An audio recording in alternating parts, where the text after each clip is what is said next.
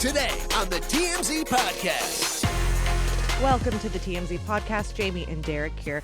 Derek, before we begin with our other stories, we would be remiss to not bring up what went down in Nashville yesterday. So I'm just going to lay out some of the details. 6 people killed in another school shooting in Nashville, a private Christian school. 3 of them children. 3 of them children, 3 adults, 3 staffers. The 3 that were killed were all 9 years old. It is said that the person who was killed actually by police was a 28-year-old former student, is what they're saying. But as I mentioned, the police did kill the assailant as they arrived there, and the story is still developing. Details still coming out. Yeah, there's a horrifying video on the website of it's not gunfire, but it's the woman or the shooter. Going into the school, shooting out the windows of a door, going in and just stalking the hallways. It's truly sort of terrifying stuff. And as we said, the story is developing. There's a lot more information that's coming out. So check the website for updates on that. But we wanted to at least mention it at the top of the show. Moving on to the Gwyneth Paltrow saga, which is continuing in Park City. So the Gwyneth Paltrow case it's interesting for me. I want to sort of lay out a bit of the context. This is not Johnny and Amber. This is not, the stakes aren't that high. It's a joke. It's a little bit of a joke because now the guy, the skier who says Terry Sanderson, who says that Gwyneth Paltrow. Excuse me, Dr. Terry Sanderson. I apologize, but although his life is in shambles since then. But Dr. Terry Sanderson has now taken the stand. He's the guy who says that he was skiing on a mountain in, I believe, Deer Valley, the fancy ski resort, and says that Gwyneth Paltrow plowed into him and caused all these sort of injuries that he suffered, concussions, broken ribs. His life hasn't been the same since, although on the stand, he seems like a relatively with it guy. His injuries aren't as manifest as he might be making it sound in the lawsuit. That was the first thing that I took away. Let's throw to, we have some sounds. Let's hear that in a second. But before we hear the sound, I had to check the story several times while watching this video. This is the victim. This is the guy who sued Gwyneth Paltrow, saying his life has never been the same since this incident. Although we don't know what Terry Sanderson was like beforehand. Although right now he seems like a relatively normal guy. Yeah, let's hear what his account was. This is hard because I don't like going through this scene. I just remember everything was great, and then I heard something I've never heard at a ski resort, and that was a blood-curdling scream. Just, I can't do it. It was, and then, boom. And it was like somebody was out of control and gonna hit a tree and was gonna die. And that's what I had until I was hit. That's what was going on in your mind. Overruled? That's what's going on in your mind when you hear that scream. That was instantaneous. Oh my gosh, somebody's out of control. And they're really seriously out of control. Now, that's Gwyneth's attorney you hear in the background raising an objection. He says that calls for speculation because the guy called it a blood-curdling scream, as if he's speculating what the cause of the scream was. That was overruled, and he was allowed to sort of give his narrative. What's missing from the audio for me is Gwyneth's face. Did you see Gwyneth? You see it, though. You see it. You have to watch the video. If you're just listening to this podcast, go watch the video because his account on its face, I'm listening here without video. It sounds like a normal account you'd hear in a lawsuit of this nature. Gwyneth is incredulous, I think, at best. Like almost giggling. Yes. Like, it is so silly. Things like that, this always blow my mind. Like, this guy talked for a lot longer than just the portion we played. But before I don't remember my drive to work this morning. This guy is talking about 3.5 years ago. And then I was down the mountain and I saw signs and I thought, look, who put those signs there? Your drive to work doesn't involve trauma, Jaime. And when Fair. trauma happens, sometimes you have very crystal clear memories, particularly when you're doing a lawsuit have been prepared by your lawyers. I suppose so. So yeah, the guy is suing for irreparable brain damage. Yes. Which I was ready for, like, a man on like a ventilator to be rolled out, and this dude It's this whole thing is so ridiculous, and I almost feel bad for Gwyneth because hear me out.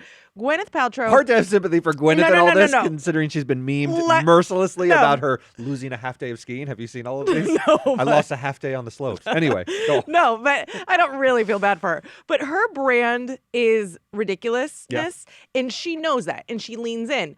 And it's one thing when you control the narrative of a vagina-scented candle, but even she is sitting here knowing this is ridiculous. There are real problems in the world. This is taking up court time. This is taking up government money. This is so silly. This is a waste of time. I will come out and say it very forcefully because originally he sued for $3 million. I know Gwyneth is very rich. She probably could even cover $3 million in a settlement. But then the case was narrowed down to a $300,000 dispute. The lawyer said, you can't sue for $3 million because that involves punitive damages, and I'm not going to have punitives here. There's too many disputes about who hit who. So compensatory only, $300,000 cap. Gwyneth Paltrow, I know that sounds like a lot of money to people, but to Gwyneth Paltrow, that's nothing. I mean, she's worth so much money, she could have just settled this. Now, it's such a bad example. You're worried about the precedent that you be sued all the time. You have the money. I should just give you my money because I have the money. And well, then, or else you have this spectacle. But if I don't think she thought it would go this far. I think obviously if she had a crystal ball, she would have paid the damn money and called it a day. Yeah, but without admitting liability, just saying I'm going to make this go away. It's a nuisance. This was never on my radar even until the court. And we work at TMZ. I think it would have quietly gone away. We covered the initial complaint as we often do, and most of the cases go away. They go away with settlement. They get dismissed all the time. Every day. It just was a name on a piece of paper that I think we're like, oh, we'll put that up. A tiny fraction go to trial. I thought Johnny and Amber would because the stakes were so high, right? Yeah. Johnny and Amber, it's like his entire reputation, his ability to earn money is pinned to this idea whether he's a domestic abuser. Amber was just sort of shooting the moon, going for a big payday. Here, why did this end up with a trial? We have judges, we have stenographers, we have lawyers being paid so much money to adjudicate this. By the way, if you have some time today, Google, which I know you do. You work about 2 minutes a little a day, bit sir. of time sometimes. Google Terry's lawyer, Kristen Van Orman, and the memes of her fangirling over Gwyneth Paltrow on the stand is it's a joke. Yeah, she's tittering about her height and so forth. Yeah, it is mortifying that this Utah lawyer is so excited to meet big old celebrity Gwyneth Paltrow. So let me ask you a question. Now we can start prognosticating. We've seen Gwyneth on the stand. You think she performed well? I take it that you think she... There's nothing to perform. She did what she was supposed to do. She told her narrative. Be there. Yeah, she has to be there. Like, she's not allowed to not be there. So, yeah, it's not even performance. She's not even worried. Like, I seems unbothered by it. Yeah, she feels embarrassed. Now, is that good? Is that good that she seems so above it and unbothered because there is a jury that's impaneled? And look, they're there losing days of work. They have to sit there. Now, it's probably exciting to see Gwyneth Paltrow in the courtroom every day, but often jurors want to see that you're taking this seriously. Now, Terry got up there, and look, I know he doesn't look like the brain damage that we envision in our head, but he does say he's had mood changes. You can have brain damage that doesn't present in a sort of like slurred speech kind of way. He's saying it's harmed his life, and he did seem serious on the stand. I get it, but I think you're also 76 years old, bruh. Things change. Yeah. The old noodle gets a little limp. A little scrambled every now and then. Wrong he noodle, could just have general declines. I think this will play to her favor. Yeah, I think she will end up prevailing. I don't think her unbotheredness, to make up a word, is disrespectful. I think if anything, it is admission of nothing happened. This is a waste of time. I apologize to everybody because this is so silly. Right. And she sued for the symbolic $1. Famously, Taylor Swift did the same thing in her lawsuit. So she's saying, I don't want money out of this. I did countersue because the facts are, according to Gwyneth, he hit me. That's what I find so crazy. Most lawsuits are about who was at fault in a sort of more nuanced way. This is like who actually hit who. Yeah. I would assume by this point of the trial, we would know who crashed into who. You could just look at the physics of it, but they actually have a dispute over who was higher on the mountain and who was lower on the mountain. I find that very strange. It is odd, but I also think someone has to be lying. But I also think you could be really discombobulated. If you're moving on a mountain at the same time, you might think that you're ahead of, you know what I mean? I don't think anybody's necessarily lying. But she heard someone over her shoulder. He heard someone over his well, shoulder. Someone is lying. He's a about silly that. goose if he thinks that people don't scream down mountains all day, every day That's when true. they ski. That's the dumbest thing I've ever heard. Like, Do you scream with a blood-curdling scream every time No, you're but, like, careening down a mountain? I sure don't. kids who are snowboarding, Sure. like it's There's a lot of noise. It's a fun place. Yeah. Yes, I don't know what sort of silent, weird Deer Valley thing he's part of. I think the jury will ultimately be sympathetic to a celebrity in this instance because it feels as though this is a bit cash grabby. He doesn't seem as injured as a person who should really be taking a lawsuit to trial, and I think that will play in Gwyneth's favor. They're also in Park City where everyone is a bit bougie and they just want to get back on the slopes. Yeah. I don't think they want to be in a courtroom No. adjudicating this nonsense. I think Terry should have slapped on a neck brace. We'll have to see, but that'll be interesting. Look, it has captured people's attention in a sort of, dare I say, I know he's suffered some serious injuries as he's alleging, but it's been a more fun trial than the Johnny and Amber trial. The stakes are considerably lower. We're in Park City. We're talking about a ski accident, so we'll see where it ends up. I don't think it will have any sort of massive impact on either of their lives. Let's move on to something I think is a little bit more serious. Is Kanye West. So Kanye, who has been on record saying he loves Hitler, has made many anti-Semitic remarks that haven't been taken out of context and are very directly made and manifest, had a change of heart where he posted, or seeming change of heart, where he posted something on Instagram where he said, I watched the movie 21 Jump Street and Jonah Hill is a riot. I love him. I'm cured. I'm no longer anti-Semitic. And he said, it's over. He sort of wanted to sort of end it in this kind of jokey way by saying, I saw Jonah Hill and I like Jews again. That was the gist of his take. Now, what's your take on this? Before we get into the response from a group that deals with anti-Semitism. He's not joking, first of all. He's not trying to be funny. What is he doing then? Is he trying to turn the page? Is his life in shambles and he can't sort of get his financial footing again, so he wants to sort of move on from this narrative? I think that Kanye West does not know how to keep a thought in his head. And I think he really spent Saturday watching 21 Jump Street, got out the old phone, and said, hey, this is what I'm feeling at this moment. Right. So, yeah. So do you think that is Kanye and that can be sincere, or it was actually insincere and he's making a mockery of the sort of hateful things he said? I don't know if he believes anything he says. Yeah. So I truly don't know if he hates Jewish people. I sure know that he's said some horrific things. Mm-hmm. I don't know. It is such an interesting mind that it's hard to. So the fact that even before we get to their response, the fact that Jewish groups are even commenting on this, to me is silly.